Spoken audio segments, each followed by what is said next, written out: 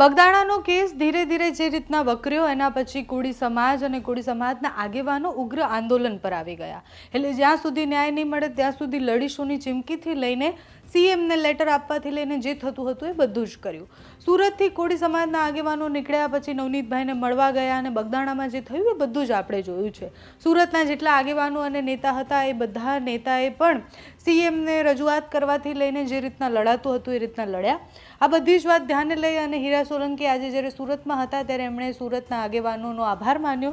હીરા સોલંકીએ ત્યાંના નેતાથી લઈને કોળી સમાજ માટે જેટલા પણ લોકો લડવા આવ્યા હતા સોશિયલ મીડિયાથી લઈને ગ્રાઉન્ડ પર એ બધાનો આભાર માન્યો અને કહ્યું કે સમાજની એકતા આ જ છે.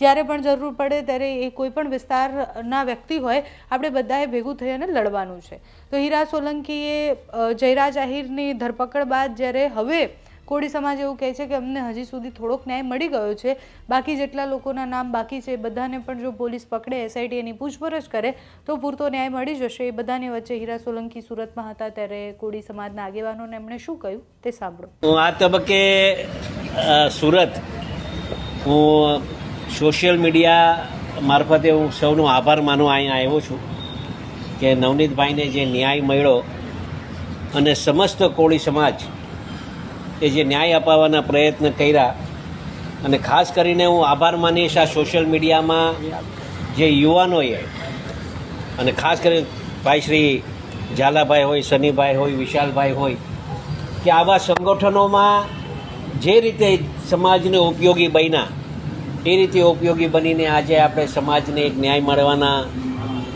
ન્યાય મળ્યો એ બદલે હું સંગઠનો અને યુવાનોને 18 વર્ણનો ખૂબ ખૂબ આભાર માનીએ છીએ.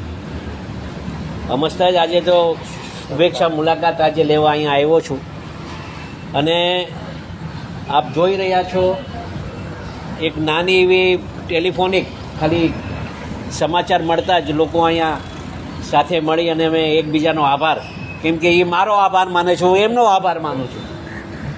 પણ ભવિષ્યમાં ક્યારેક આવો બનાવ બને ત્યારે આ જ રીતે જ હંમેશા સમાજ એકત્રિત થઈ અને સાચી દિશાએ કામ કરવાના હર હંમેશ માટે આપણે પ્રયત્ન કરીએ.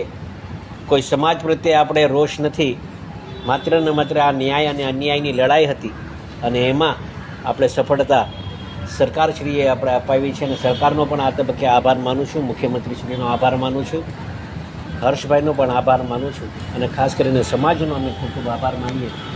દરેક યુવાનોનો અમે ખૂબ ખૂબ આભાર માનીએ છીએ, મંત્રીશ્રીઓનો આભાર માનીએ છીએ, ધારાસભ્યશ્રીઓનો આભાર માનીએ છીએ અને સમાજના દરેક આગેવાનોનો અમે હાથ જોડીને ખૂબ ખૂબ આભાર માનું છું. નવનીતના વિષય નવનીત થકી અને આપણે આગેવાનો થકી અમે આભાર માનીએ છીએ.